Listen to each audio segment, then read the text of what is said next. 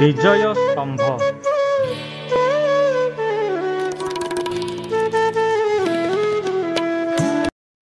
ଉଜ୍ଜୟିନୀ ଏବଂ ଅବନ୍ତୀ ପଡ଼ୋଶୀ ରାଜ୍ୟ ଥିଲେ।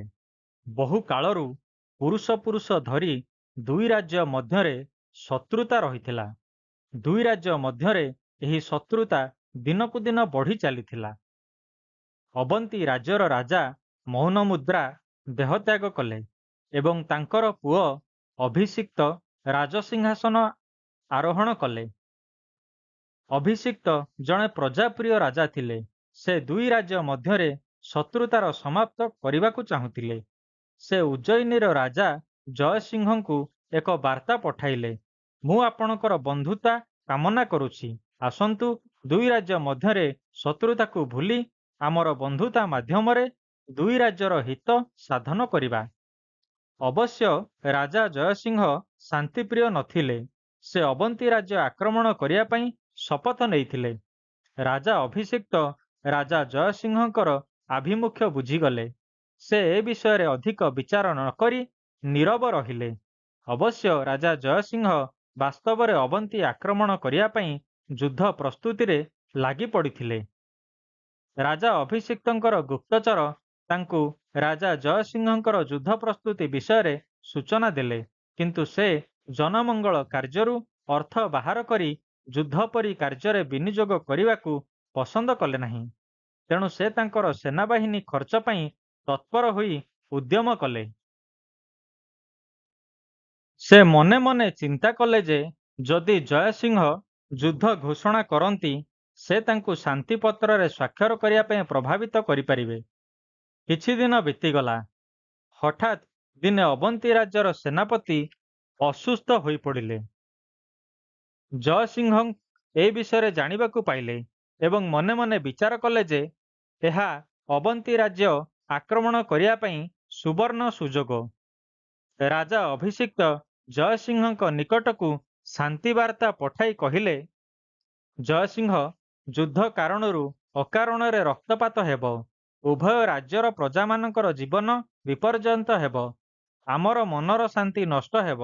ଦୟାକରି ଯୁଦ୍ଧ ବନ୍ଦ କରନ୍ତୁ ଏବଂ ଶାନ୍ତିକୁ ଗ୍ରହଣ କରନ୍ତୁ। ଜୟସିଂହ ଅଭିଷିକ୍ତଙ୍କର ଶାନ୍ତି ବାର୍ତ୍ତା ଭ୍ରୂକ୍ଷେପ କଲେ ନାହିଁ। ସେ ଯୁଦ୍ଧ ପାଇଁ ପ୍ରସ୍ତୁତ ରହିଲେ। ଅନ୍ୟ କୌଣସି ରାସ୍ତା ନ ପାଇ ରାଜା ଅଭିଷିକ୍ତ ସେନାବାହିନୀର ନେତୃତ୍ୱ ନେଇ ଯୁଦ୍ଧ କଲେ।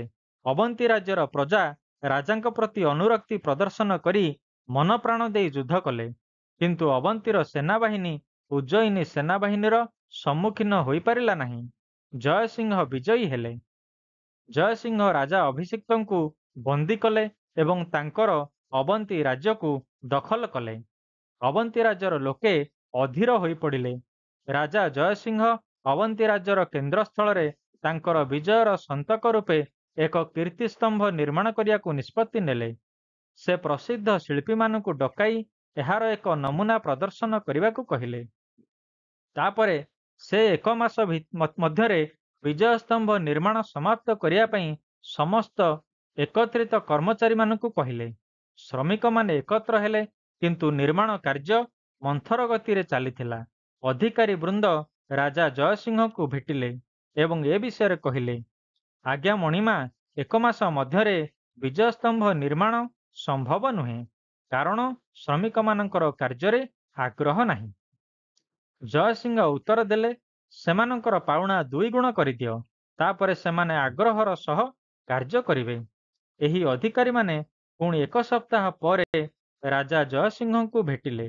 ରାଜା ପଚାରିଲେ, ବିଜୟସ୍ତମ୍ଭ ନିର୍ମାଣ କାର୍ଯ୍ୟ ଠିକ୍ ଠାକ୍ ଚାଲିଛି ତ? ଶ୍ରମିକମାନେ ଆଗ୍ରହର ସହ କାର୍ଯ୍ୟ କରୁଛନ୍ତି ତ? ଅଧିକାରୀ ବୃନ୍ଦ ଉତ୍ତର ଦେଲେ, ପାଉଣା 2 ଗୁଣ କରିବା ସତ୍ତ୍ୱେ କର୍ମଚାରୀମାନେ ମନ ଦେଇ କାର୍ଯ୍ୟ କରୁନାହାନ୍ତି। ସେମାନେ ଅନାଗ୍ରହର ସହ ମନ୍ଥର ଗତିରେ କାର୍ଯ୍ୟ କରୁଛନ୍ତି। ଆମେ ଚାବୁକ ମାଡ଼ର ଭୟ ଦେଖାଇଲେ ମଧ୍ୟ ସେମାନେ ପୂର୍ବପରି କାର୍ଯ୍ୟ କରୁଛନ୍ତି। କୌଣସି ପରିବର୍ତ୍ତନ ହେଉନାହିଁ। ଏ କଥା ଶୁଣି ରାଜା ଜୟସିଂହ କ୍ରୋଧିତ ହେଲେ। ସେ ଶ୍ରମିକମାନଙ୍କର ମୁଖିଆକୁ ଡକାଇ ପଠାଇଲେ। କୋଣ୍ଡା ଡୋରା ଶ୍ରମିକମାନଙ୍କର ମୁଖିଆ ରାଜାଙ୍କ ସମ୍ମୁଖରେ ହାଜର ହେଲା। ତୁମକୁ 2 ଗୁଣ ପାଉଣା ଦେଲା ପରେ ବି କାହିଁକି କାର୍ଯ୍ୟରେ ବିଳମ୍ବ କରୁଛ? ରାଜା ନିର୍ଦ୍ଦେଶ ଦେବା ପରି କହିଲେ। କୁଣ୍ଡାଦୋରା ଉତ୍ତର ଦେଲେ, ଆଜ୍ଞା ମଣିମା, ଆମେ ଆମର ରାଜା ଅଭିଷିକ୍ତଙ୍କ ପ୍ରତି ହୃଦୟରେ ଗଭୀର ଶ୍ରଦ୍ଧା ରଖୁ। ଆପଣ ଆମ ରାଜାଙ୍କୁ ବନ୍ଦୀ କରିଛନ୍ତି ଏବଂ ଆମର ରାଜ୍ୟ ଦଖଲ କରିଛନ୍ତି। ଏଇ କଥା ଆମ ହୃଦୟକୁ ଗଭୀର ବ୍ୟଥା ପ୍ରଦାନ କରୁଛି। ତେଣୁ ଆମେ ଚାହିଁଲେ ମଧ୍ୟ ଆନ୍ତରିକ ଭାବେ ଏହି ବିଜୟସ୍ତମ୍ଭ ନିର୍ମାଣରେ ସହଯୋଗ କରିପାରୁନାହୁଁ। ଏହା ହିଁ ବିଳମ୍ବର କାରଣ। ରାଜାଙ୍କର ଅବସ୍ଥା କଥା ଚିନ୍ତା କରି ହୃଦୟ କାନ୍ଦି ଉଠୁଛି। ରାଜା ଜୟସିଂହ ଏହିପରି ଉତ୍ତର ଶୁଣି ଉତ୍ତେଜିତ ହେଲେ। ସେ ଘୋଷଣା କଲେ, ଯଦି ଆପଣ ଆଜିଠାରୁ 1 ସପ୍ତାହ ମଧ୍ୟରେ ବିଜୟସ୍ତମ୍ଭ ନିର୍ମାଣ ସମ୍ପୂର୍ଣ୍ଣ କରିବେ ନାହିଁ, ମୁଁ ତୁମ ସମସ୍ତଙ୍କୁ ଫାଶୀ ଖୁଣ୍ଟରେ ଝୁଲାଇ ଦେବି। ଏବଂ ଏହା କହି ଶ୍ରମିକମାନଙ୍କର ମୁଖିଆକୁ ପଠାଇ ଦେଲେ। ତାହାପରେ 10 ଦିନ ବିତିଗଲା, ତଥାପି ନିର୍ମାଣ ସମ୍ପୂର୍ଣ୍ଣ ହେଲା ନାହିଁ। ବର୍ତ୍ତମାନ ଜୟସିଂହଙ୍କର କ୍ରୋଧ ବହୁଗୁଣିତ ହେଲା। ସେ କୁଣ୍ଡାଦୋରାଙ୍କୁ ଖବର ପଠାଇବାକୁ ଯାଉଥିଲେ। ଏତିକିବେଳେ କୁଣ୍ଡାଦୋରା ତାଙ୍କ ଅଧୀନରେ ଥିବା 100 ଶ୍ରମିକଙ୍କୁ ସାଙ୍ଗରେ ଧରି ଆସି ପହଞ୍ଚିଲେ ଏବଂ କହିଲେ, ଆଜ୍ଞା ମଣିମା, ଆମେ ଆପଣଙ୍କ ନିର୍ଦ୍ଦେଶ ମୁତାବକ 1 ସପ୍ତାହରେ କାମ ଶେଷ କରିପାରିଲୁ ନାହିଁ। ଆମେ ଆପଣଙ୍କ ଦ୍ୱାରା ମୃତ୍ୟୁଦଣ୍ଡିତ ହେବାକୁ ପ୍ରସ୍ତୁତ। ରାଜା ଜୟସିଂହ ସ୍ତମ୍ଭୀଭୂତ ହୋଇପଡ଼ିଲେ। ସେ ପଚାରିଲେ, ତୁମର ଜୀବନ ଘର ପରିବାର ପ୍ରତି ଲୋଭ ନାହିଁ? କୁଣ୍ଡାଦୋରା ସହିତ ସମସ୍ତ ଶ୍ରମିକ ଉତ୍ତର ଦେଲେ, ଆମେ ଭାବୁଛୁ ଆମର ରାଜାଙ୍କ ବ୍ୟତୀତ ଏହି ରାଜ୍ୟରେ ଜୀଇଁବା ଅପେକ୍ଷା ମରିଯିବା ଶ୍ରେୟସ୍କର। ରାଜା ଜୟସିଂହ ସେମାନଙ୍କର ରାଜଭକ୍ତି ଦେଖି ଆଶ୍ଚର୍ଯ୍ୟ ହେଲେ ଏବଂ ପଚାରିଲେ, ତୁମେମାନେ କାହିଁକି ରାଜାଙ୍କ ପ୍ରତି ଏତେ ଭକ୍ତି ଦେଖାଉଛ? ତାପରେ ସେମାନେ ଉତ୍ତର ଦେଲେ, ଆଜ୍ଞା ମଣିମା, ଏମିତି ଅଗଣିତ ଘଟଣା ଘଟିଛି ଯେତେବେଳେ ରାଜା ଆମର ମଙ୍ଗଳକୁ ସର୍ବାଗ୍ରେ ଗୁରୁତ୍ୱ ଦେଇଛନ୍ତି। ଥରେ ରାଜ୍ୟରେ ମରୁଡ଼ି ଦେଖାଦେଲା। ରାଜା ନିଜେ ଭୋକରେ ରହି ସମସ୍ତ ବିଳାସ ତ୍ୟାଗ କରି ଆମ ଦୁଃଖରେ ଦୁଃଖୀ ହୋଇଥିଲେ।